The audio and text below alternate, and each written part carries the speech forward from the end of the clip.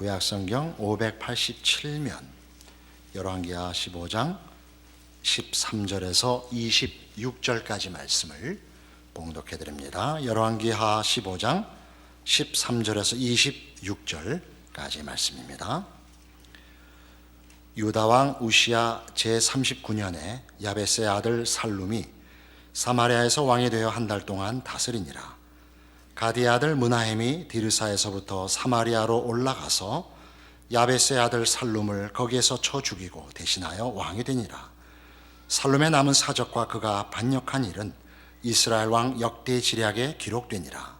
그때에 므나헴이 디르사에서 와서 딥사와 그 가운데 있는 모든 사람과 그 사방을 쳤으니 이는 그들이 성문을 열지 아니하였음이라. 그러므로 그들이 그곳을 치고 그 가운데에 아이벤 분열을 갈랐더라.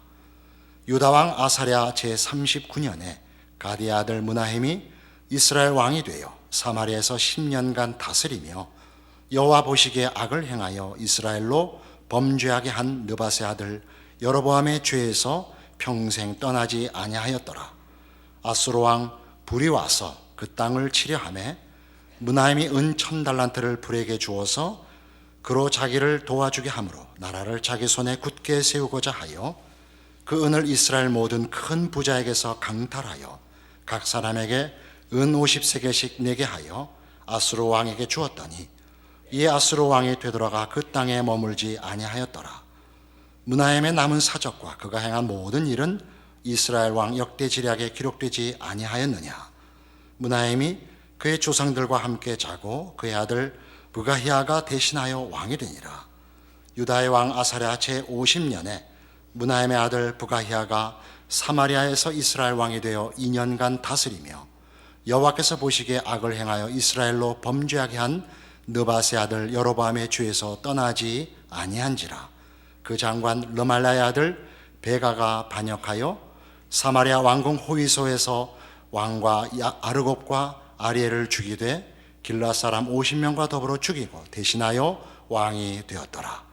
부가히아의 남은 사적과 그가 행한 모든 일은 이스라엘 왕 역대지략에 기록되니라. 오늘 말씀은 13장에서 열왕기하 13장에서 15장에 걸친 내용입니다. 약 100년간 11명의 왕을 다루고 있습니다.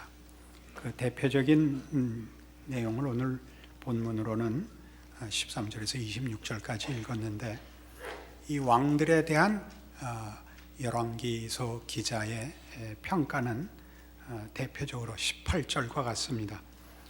여호와 보시기에 악을 행하여 이스라엘로 범죄하게 한 느밧의 아들 여로보암의 죄에서 평생 떠나지 아니하였더라. 이런 평가는 말하자면 왕의 치적들을 또는 하나님께서 어느 한 개인의 그 인생을 평가하실 때 신명기적으로 평가한다, 그렇게 평합니다. 신명기적이라는 건 여러분 잘 아시는 모세가 이스라엘 백성들의 가나안 입국을 앞두고 축복의 약속과 저주의 약속을 한 그런 법칙에 근거한 평가입니다.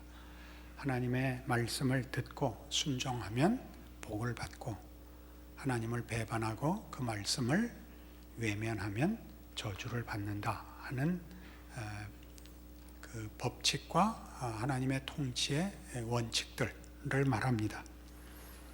그래서 지금 여기 여러 왕들은, 오늘 본문에 읽은 왕들은 보면 다 이런 여호와 보시기에 악을 행하고 느밧의 아들 여로보암의 길로 행했다 하는 평가로 그 어떻게 하나님의 눈 밖에 놨으며 심판을 받았는가, 그렇게 역사로 남아있지요.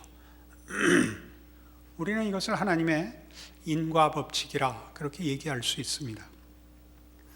그러나 열왕기서는 특별한 것이 하나님이 늘 이 인과의 법칙만을 쓴 것이 아니라는데 문제가 있습니다. 13장 22절에 가시면 여호아하스 왕의 시대에 아람 왕 하사엘이 항상 이스라엘을 학대하였으나 여호와께서 아브라함과 이삭과 야곱과 더불어 세우신 언약 때문에 이스라엘에게 은혜를 베풀어 그들을 불쌍히 여기시며 돌보사 멸하기를 즐겨하지 아니하시고 이때까지 자기 앞에서 쫓아내지 아니하셨다 합니다.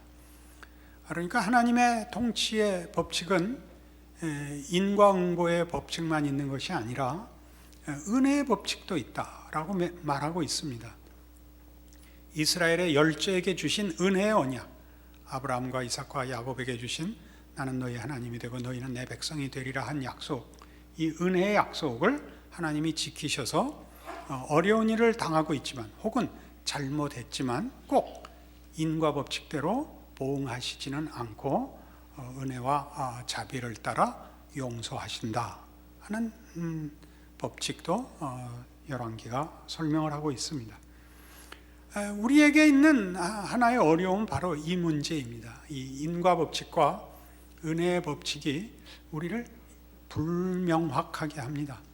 어느 때는 인과 법칙을 쓰시고 어느 때는 은혜의 법칙을 쓰시는가가 우리로서는 불확실하기 때문에 우리 믿음의 성도들이 그 신앙의 현실 속에서 하나님은 왜 이런 때는 인과 법칙을 안 쓰시는가, 이런 때는 왜 은혜의 법칙을 쓰시지 않는가 하는 문제로 인하여 사실 마음에 적지 않이 당황스러운 것입니다.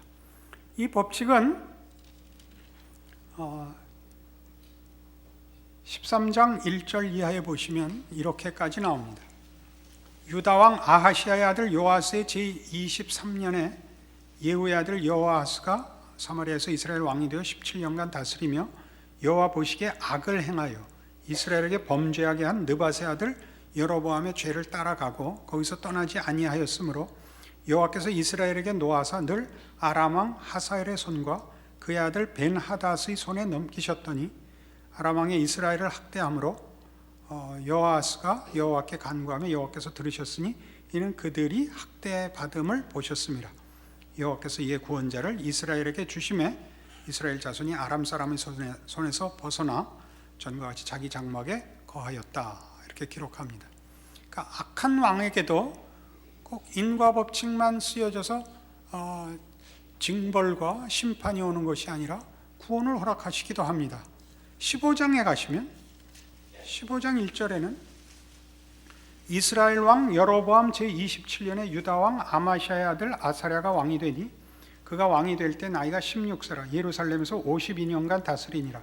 그의 어머니의 이름은 여골리아라 예루살렘 사람이더라.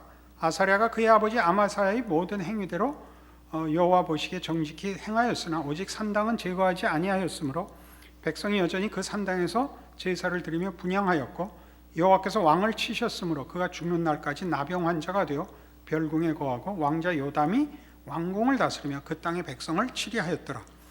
그는 여호와 보시기에 정직히 행한 왕입니다. 그러나 여호와께서 그를 치셔서 문둥병에 걸려서 고생했다고 합니다. 인과의 법칙이 있고 은혜의 법칙이 있지만 그것도 좋은 왕에게 꼭 좋은 보상이 오지도 않고 나쁜 왕에게 꼭 나쁜 징벌이 내리는 것도 아니고 은혜가 저들을 잘못한 중에도 구원을 얻게 하며 또는 잘하고도 은혜를 입지 못하는 일로 사실은 우리를 혼란스럽게 합니다. 우리는 두 개의 텍스트를 갖고 있습니다. 여기서 텍스트는 그 하나가 성경이며 그 하나가 현실입니다. 모든 신자들은 이 두 가지 본문을 가지는데 성경에서 말하는 진리와 그 진리가 현실로 녹아나는 우리의 삶입니다.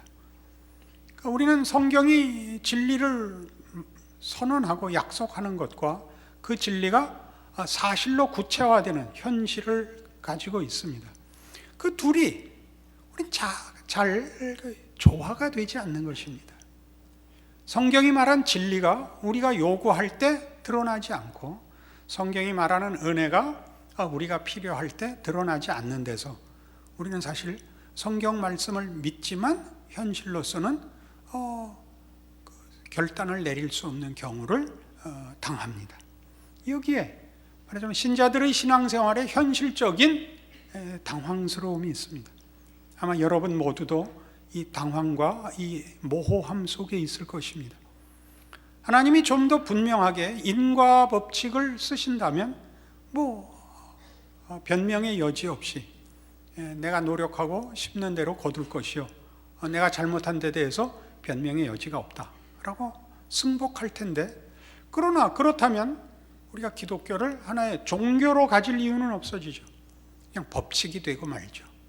하나님은 은혜로우신 하나님이십니다. 은혜를 누구에게 베푸느냐? 그러면 은혜라는 말은 그 자체가 결과를 만들어낼 자격과 조건을 제시하지 못한 자에게 베풀어지는 것입니다. 그럼 언제, 어느 때, 누구에게 은혜를 베푸느냐, 인과 법칙을 적용하느냐 하는 문제에 있어서 말하자면 하나님의 일하심이 우리는 공감스럽지 않은 것입니다. 그러니까 기독교 신앙인들의 현실적인 신앙상의 모호함은 성경을 믿지 않는다든가 현실을 무슨 환상으로 바꾸어 버리는 그 자아도취적인 일 때문에 모호해지는 것이 아니라, 성경을 믿고 현실적인 하나님의 간섭을 믿지만 그 둘 사이의 조화를 또는 일관성을 우리가 확보할 수 없다는 데서 우리의 이해와 범위를 벗어난다는 면에서 우리는 약간 이렇게 당황해하고 있는 것입니다. 오늘 성경은 바로 이 문제를 우리에게 답하려고 시도하고 있는 것으로 보입니다. 하나님은 결국 응답하실 거다, 우리는 그렇게 얘기하죠. 여기서 말하는 결국은 현실로서는 하나님이 일하신다든가 하나님이 약속을 지키신다는 게 눈에 보이지 않지만 결국은 응답하실 것이다, 결국은 약속을 지키실 것이다, 결국은 우리 성경대로 합력하여 선을 이루시는 끝장을, 결과를 허락하실 것이라, 이렇게 우리는 격려합니다. 상대방에게 이 말을 할 때는 분명한데 우리 자신의 생애에 적용할 때는 불분명합니다. 그것이 우리를 말하자면 불만스럽게 하고 당황스럽게 하고 불안하게 하는 것이죠. 유진 피터슨이라는 유명한 신학자요, 신앙인이 있는데 이 문제를, 하나님의 이 결국에 관한 문제를, 그래서 현실을 우리가 어떻게 이겨내야 하는가를 아주 잘 설명해낸 구절이 있어서 제가 인용하겠습니다. 현실은 갖가지 굳은 일과 의미 없이 반복되는 일상과 모욕적인 악을 겪는 곳이며, 이처럼 이해할 수 없고 꼴사나운 중간이 눈부신 시작과 영광스러운 끝과 통하는 길임을 성경은 주장한다. 성경은 현실이 무엇인가에 대해서 알고 있답니다. 현실은 다만 약속을 얘기하고 명분을 얘기하는 것이 아니라 그 사이가 무엇인지를, 시작과 끝의 그 중간이 무엇인지를 우리에게 얘기한답니다. 우리가 지금 길을 잃고 있는 것, 우리가 망설이고 있는 것이 이 가운데거든요. 하나님은 성경의 가장 첫 책이 얘기한 것 같이 천지를 창조하신 하나님입니다. 그의 능력으로, 지혜로 보시기에 좋은 천지를 창조하신 하나님이며, 우리 인간을 자신의 형상대로 지어 기뻐하신 하나님이십니다. 그리고 마지막 책에 보는 요한계시록에 약속되고 드러나듯이 결국 하나님의 이 창조는 그 창조된 목적을 그 결과로 가질 것입니다. 영광스러운 하나님의 나라가 임할 것이며 거기는 영생복락이 있을 것입니다. 모든 하나님의 백성들은 하나님의 백성의 자유에 이르며 그 영광에 이르러 찬송으로 사는 그 나라를 물려받을 것입니다. 그러나 문제는 그 사이가 우리가 볼 때 이어지지가 않습니다. 그런 창조를 하시고 그런 결과를 약속하신 하나님이 오늘 내 인생 속에서 우리의 간구와 우리의 소원과 우리의 발버둥에 우리의 눈물 흘림과 한숨 쉼과 비명에 다 답하지 않는 것 같습니다. 여기가 문제이죠. 그러니까 오늘 하는 얘기는 그겁니다. 하나님이 그러면 방관하고 계시는 것 같으냐? 외면하신 것 같으냐? 포기하신 것 같으냐? 오늘의 얘기가 우리 열왕기하가 하는 얘기는 뭐냐 하면 하나님이 일일이 심판하셨다 그 얘기죠. 일일이 심판하셨다. 여호와 보시기에 악을 행하고 느밧의 아들 여로보암의 죄로 가는 자들은 하나님이 그대로 놔두지 않았다. 그럼 하나님은 인과 법칙만을 적용하시는 하나님이냐? 그렇지 않다. 하나님은 불쌍한 자들에게 의대를 베풀고 구원을 하시고 용서하는 하나님이셨다. 우리는 그것이 우리의 현실 속에서 우리의 소원만큼 은혜가 또는 인과 법칙이 적용되지 않는다고 불평을 하고 있지만 보다 근본적인 것, 하나님이 방관하셔서 하나님이 혼란 속에 계셔서 결과된 현실이 아니라 하나님은 일하고 계신다는 사실이죠. 문제가 있다면 하나님의 이 일하심, 분명하게 일하심에 무엇이 일관성인가 하는 것이죠. 무슨 일관성이 있는가? 하나님은 은혜롭기도 하고 하나님은 추상 같기도 하십니다. 하나님은 엄정한 하나님이시기도 하고 하나님은 한없이 자비로우신 분이기도 합니다. 그 둘 사이는 어떻게 조화할 것인가? 이게 우리의 문제죠. 성경이 우리에게 요구하는 건 그겁니다. 하나님은 그 결국을 만들기 위하여 지금 일하신다라는 것입니다. 우리 보고 일하라고 합니다. 요한복음 14장에 가보겠습니다.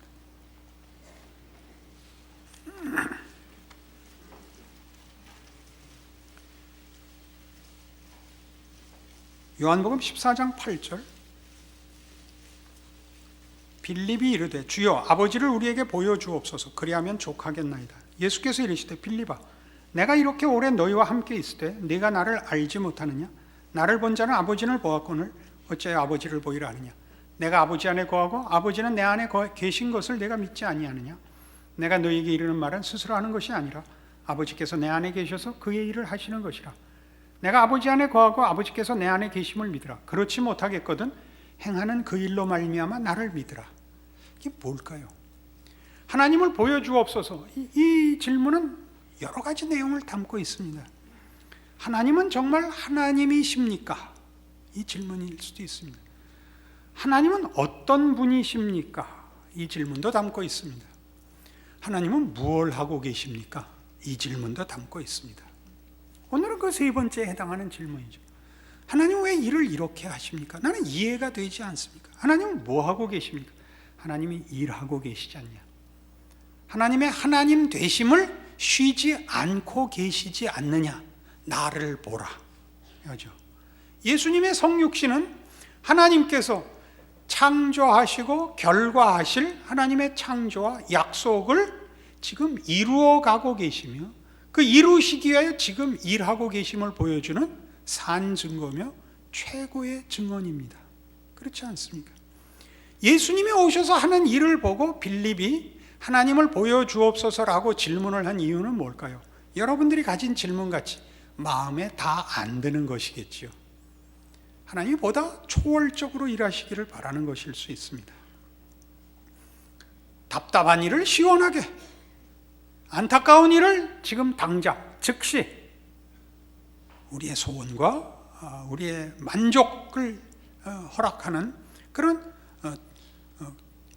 신속하고 만족스러운 결과를 이루어 주시는 것이 하나님의 개입일 거라고 생각합니다. 그러나 성육신에서 보는 하나님의 오늘 일하심은 한계로 일하시는 하나님입니다. 한계로 일하십니다. 우리 신자들이 신앙생활 속에서 제일 어렵고 오해가 많은 부분이 뭐냐 할 때 여러분들은 하나님께 하소연하여 하나님이 여러분에게 초월로 개입하시기를 바라는 것입니다. 여러분이 초월을 부르는 가장 큰 이유는 여러분 입맛과 성격에 맞게, 성미에 맞게 즉각적인 답을 요구하는 것입니다.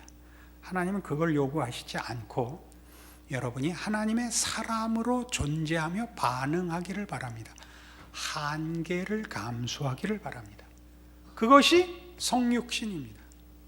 성육신의 무시무시함은 하나님께서 모든 것을 말씀으로 창조할 수 있고 반전시킬 수 있고 결과시킬 수 있는 분임에도 불구하고 그 아들을 육체를 입혀 인간으로 보내어 한계 속에서 아버지의 뜻을 목적한 대상들 속에 이루신다는 사실이죠.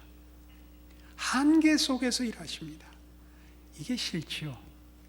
이게 싫지요. 빌립보서 4장에 가십니다.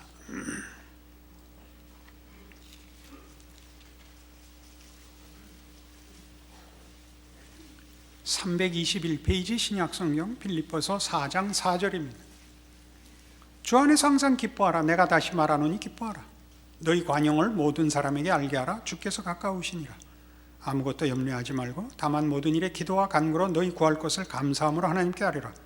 그리하면 모든 지각에 뛰어난 하나님의 평강이 그리스도 예수 안에서 너희 마음과 생각을 지키시리라. 항상 기뻐하라. 걱정하지 마라. 하나님 보고 계신다. 하나님 지금 일하신다.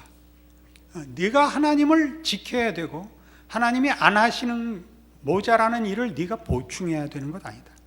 너 자신과 내 운명이 하나님 손에 있고 하나님 일하셔서 지키신다. 넉넉하다. 걱정 마라. 그래서 8절 끝으로 형제들아 무엇에든지 참되며 무엇에든지 경건하며 무엇에든지 오르며 무엇에든지 정결하며 무엇에든지 사랑받을 만하며 무엇에든지 칭찬받을 만하며 무슨 덕이 있든지 무슨 기림이 있든지 이것들을 생각하라. 어떻게 하라고요? 무슨 일이나 무엇에나 신자다우렵니다. 자, 하나님은 우리가 고통을 바꾸고 슬픔을 해결하고 억울함을 풀라고 요구하지 않습니다. 우리에게 울라고 얘기합니다. 한숨을 쉬라고 하고 분을 삭이라고 합니다. 우리가 당하는 모든 일에서 신자다우랍니다. 우리는 신자답다는 것이 난관과 해결할 수 없는 곤경을 초월적인 힘으로 해결해 놓는 것이 신자의 신앙이요, 신자가 보여야 할 그 신앙 생애에 있어서의 증언이라고 생각을 합니다. 하나님은 그렇게 얘기하시지 않고 같이 슬픔을 당하라고 얘기합니다. 신자로서 당하는 슬픔을 당하라. 하나님을 모르는 자가 슬픔을 당하는 것과 신자가 당하는 것은 다르다는 것을 보여주라. 실패를 하나님 없이 당하는 실패와 하나님 안에서 당하는 실패가 다른 것을 보여주라라고 얘기합니다. 그래서 무엇에든지 무슨 일을 하든지인 것입니다. 우리도 억울할 수가 있습니다. 답답할 수 있고 절망할 수 있습니다. 여러분 시편을 보시면 시편의 시들은 물론 기본적으로 찬송시입니다만 그러나 잘 보시면 그 대부분 하소연입니다. 없는 답, 해결이 없는 절망에서 그들의 원통함과 비탄을 기도로 승화시키는 겁니다. 한 사람이 당하는 좌절과 곤경을 하나님의 백성들은 다르게 감수하는 것입니다. 여러분의 인생이 예수를 믿는다는 이름 하나로 무슨 문제든지 보이는 해결, 그것이 하나님께서 목적하는 것이 아니라는 것을 성경이 가르칩니다. 왜요? 우리는 한계 속에서 크기 때문입니다. 하나님은 우리에게 재능을 요구하시지 않고 한계를 짊어지게 하심으로써 하나님의 사람들을 만들어 갑니다. 이런 땐 절대 아멘 안 하시죠. 그렇게 될까 봐. 우리는 우리 자녀들에게 공부를 시킬 때 물론 현대 사회가 요구하는 것 같이 실용성을 위해서도 공부를 잘하라고 합니다만은 사실 기본적으로는 훌륭한 사람을 목적으로 하는 것입니다. 공부를 잘한다는 것은 다만 등수의 문제가 아니고 경쟁의 문제가 아니고 사람이 책임 있게 살아야 된다든가, 성실해야 된다든가, 노력해야 된다든가 하는 것들을 가르치기 때문에 공부를 잘해라 라고 요구하는 것입니다. 신앙생활의 진정한 목적은 하나님이 당신의 자녀를 만드는 것입니다. 하나님의 자녀가 되는 데 있어서 우리가 필요한 것은 초월과 결과를 하나님이 그 손에 붙들고 계시다는 사실 속에서 마음껏 훈련되어야 하는 것입니다. 그 훈련은 우리의 한계를 아는 것에서 제일 크게 꽃이 핍니다. 하나님을 의지하는 법을 배웁니다. 자기가 할 수 있는 일과 하나님께 맡겨야 하는 일을 알게 되고 우리는 울 수 있고 한숨 쉴 수 있게 되며 우리의 말하자면 절망과 슬픔마저도 하나님의 자녀라는 이름 아래서는 우리를 손해케 못한다는 것을 배웁니다. 낮에 해가 너를 상치 못하며 밤에 해가 너를 해치 못하리라가 사실입니다. 우리는 우리 인생에 일어나는 어떤 일들도 우리를 손해케 하지 못한다는 것을 배웁니다. 하나님은 필요하다면 인과 법칙으로 우리를 꾸중하실 수 있습니다. 우리는 우리 인생 속에서 우리가 게을렀기 때문에, 미련했기 때문에, 준비하지 못했기 때문에 당하는 그 결과를 볼 수 있습니다. 그러나 세상 사람들이 그 실패를 만나는 것과는 다릅니다. 우리는 하나님의 진실한 법칙을 봅니다. 하나님은 성실하신 하나님입니다. 노력하기를 요구하십니다. 준비하기를 요구하십니다. 그러나 또 하나님은 그것만으로 우리의 아버지가 되신 분이 아니라 우리가 준비치 못한 것, 우리가 받을 자격이 없는 것을 주는 하나님이라는 것을 은혜 속에서 가르치십니다. 하나님의 지혜와 뜻을 따라 그렇게 하십니다. 우리가 박자가 잘 안 맞죠. 여러분 자녀를 기르시면서 얼마든지 경험하시는 겁니다. 여러분 자녀가 달라는 것과 여러분이 주려고 하는 것이 박자가 맞는 적은 거의 없습니다. 안 그렇습니까? 하나님께서 이런 역사를 통하여, 성경을 통하여, 우리의 인생을 통하여 어떻게 일하시는가 잠잠히 한번 돌이켜 보시기 바랍니다. 하나님의 일하심의 성실함을 기억하셔야 합니다. 하나님 일하시더라. 하나님 분명하시더라. 어떤 사람이 하나님의 인과 법칙에 성실함을 증언할 수 있습니다. 어떤 사람이 하나님의 무한하신 은혜를, 그래서 그가 얻은 바 자비와 긍휼에 무한한 것을 증언하실 수 있습니다. 우리 모두 거기서 은혜를 받습니다. 하나님 일하신다. 하나님 외면하지 않으신다. 하나님 거리를 두지 않으신다. 우리 안에 들어와 계신다. 예수 그리스도를 보내신 것 같이 들어와 나를 붙잡고 씨름하신다. 이것이 우리의 현실입니다. 그 현실 속에서 하나님을 발견하지 못한다면 우리가 할 일도 찾지 못합니다. 우리가 할 수 있는 일을 해야 합니다. 결과를 만드는 일, 그것은 하나님께서 좀 더 길게 두고 하시는 일입니다. 우리에게는 분명하지 않습니다. 약속만 있습니다. 오늘 할 수 있는 일은 분명합니다. 하나님의 자녀들에게 요구하는 성경의 모든 가르침이 너무나 분명합니다. 오늘 비록 그것이 나에게 실용성이 있는 것이 아닐지라도 하나님의 자녀로서는 해야 하는 일인 줄 압니다. 오른편 뺨을 맞거든 왼편 뺨을 돌려대라. 70번씩 7번이라도 용서해라. 억지로 오리를 가자 그러면 심리를 가라. 참으라. 기도하라. 용서하라. 웃으라. 할 수 있지요. 그걸 하십시오.